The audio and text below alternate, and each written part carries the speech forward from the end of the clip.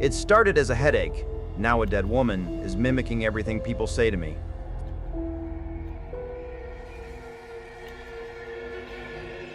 It started with a crackle, a sound like dry leaves crushed inside my skull.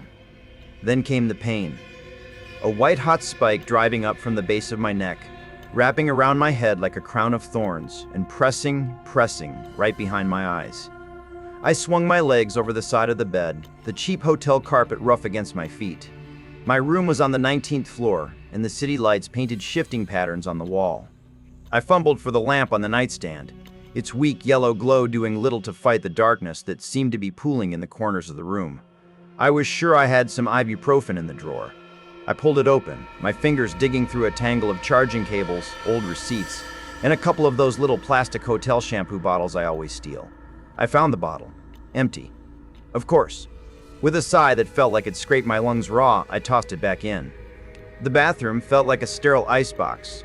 I braced my hands on the marble counter and leaned into the mirror, splashing cold water on my face. It didn't touch the headache. All it did was make my skin numb while the fire raged inside. As I reached for a hand towel, my stomach lurched. A wave of vertigo sent the room tilting, the floor dropping away from me. I stumbled to the toilet, my body convulsing in a series of dry, racking heaves until something finally came up. A bitter yellow bile that smelled like defeat. I felt a little clearer after, a little less like my head was about to split open. I brushed my teeth, trying to scrub the acidic taste from my mouth. As I bent over the sink to spit, my eyes caught a flicker of movement in the mirror. Behind me, standing just beside the bed, a tall, slender silhouette blotted out the light from the lamp. It was just a shape, a cutout in the world. I snapped upright, my heart hammering against my ribs. I stared into the mirror, at my own wide, terrified eyes. The room behind me was empty. There was nothing there. Shaking, I put my toothbrush back and threw on the thin hotel robe. In the small kitchenette, I fumbled with the single-serve coffee machine. I leaned against the counter, my eyes closed, listening to the gurgle and drip. For a second, there was peace. Then came the smack. A hard, percussive thud against the sliding glass door to the balcony. I jumped, coffee sloshing over the rim of the mug and scalding my hand. A crow. It had flown straight into the glass. But it wasn't dead. It hopped, clumsily, onto the balcony railing. It tilted its head, its eye, a black, glossy bead fixed on me. And then it opened its beak and screamed. Not a caw, but a raw, grating shriek that vibrated through the glass and made the pain in my head explode into a blinding nova. A surge of anger, hot and irrational, washed over me. I stormed over to the door, yanked it open, ready to yell, to throw something, to make it stop. The screaming cut off instantly. The crow just looked at me. And then, with a strange, deliberate stiffness, it simply tipped backward off the railing and vanished into the pre-dawn gloom. I stood there, head cocked to the side, the cold air raising goosebumps on my skin. That's when I saw him. Across the chasm between our buildings, a man stood on his own balcony. He was leaning on his railing, a cigarette dangling from his lips, the orange tip glowing in the dark. He was staring right at me, not with curiosity, but with a look of cold, tired judgment, like I was the crazy one.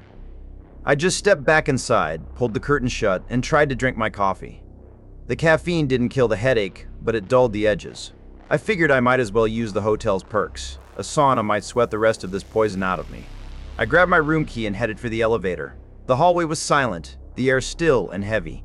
I called the elevator and waited, the little light above the door counting down the floors. The doors slid open with a soft chime. I stepped inside, turning to watch the city wake up through the glass panel as the doors began to close. Oh, hold it. A woman slipped through the gap just before it shut. She was older, maybe in her late 60s, dressed in an immaculately tailored navy suit that looked like it was from another decade. She smoothed down her jacket, a bright, practiced smile fixed on her face. Up or down? She asked, her voice crisp and cheerful. I gave a weak smirk. Down for me. First floor. She nodded, her smile never faltering. She reached for the panel, her manicured finger pressing the button for the top floor, the penthouse level, before pressing the one for the top floor, the penthouse level, before pressing the one for the lobby. I didn't say anything. I just leaned against the back wall as she tried to make small talk about the weather, about the beautiful view. As we ascended, the vertigo came roaring back. The elevator car seemed to sway, and I could feel her eyes on me, her cheerful chatter dying out. I saw her expression in the polished steel of the door. Her smile was gone. Concern was etched on her face. The elevator chimed, the doors sliding open. It was the top floor, but there was nothing there. Just a hallway stretching into absolute, impenetrable darkness. It looked like the floor was gutted, abandoned, a black hole that swallowed the light from our car. Her face, when I looked back at her, was a mask. Blank. Dead. Her eyes were flat, her expression cold enough to freeze blood. "This is me," she said, her voice suddenly hollow, all the warmth gone. She stepped out into the blackness, then stopped, her back to me. "And you," she added, her voice dropping to a conspiratorial whisper, "you should really have that head looked at." As the door slid shut, her body began to twitch, a violent, bone-jarring shudder that contorted her frame just before she was cut from view. The elevator didn't descend. It plummeted. I dropped to my hands and knees as my stomach tried to crawl in my throat. The doors opened on the ground floor to a small group of people waiting to get on. They stopped dead, staring at me crumpled on the floor. "You all right, man?" one of them asked. I couldn't speak. I just gave a thumbs up, scrambled to my feet, and pushed past them. I ran through the lobby, out the revolving doors, and collapsed over a planter filled with decorative shrubs.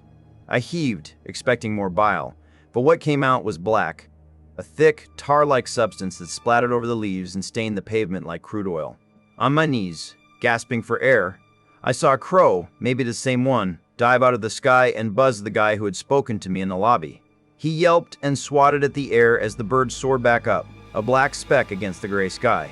It circled the top of the hotel, and then I saw her. Eleonora, the woman from the elevator, standing right on the edge of the roof, looking down at me. Her smile was back, wider and more grotesque than before. She waved, a slow, deliberate wiggle of her fingers. My blood ran cold. I stared, squinting up at her, my mind refusing to process what I was seeing. The guy the crow had buzzed jogged over, tapping me on the shoulder.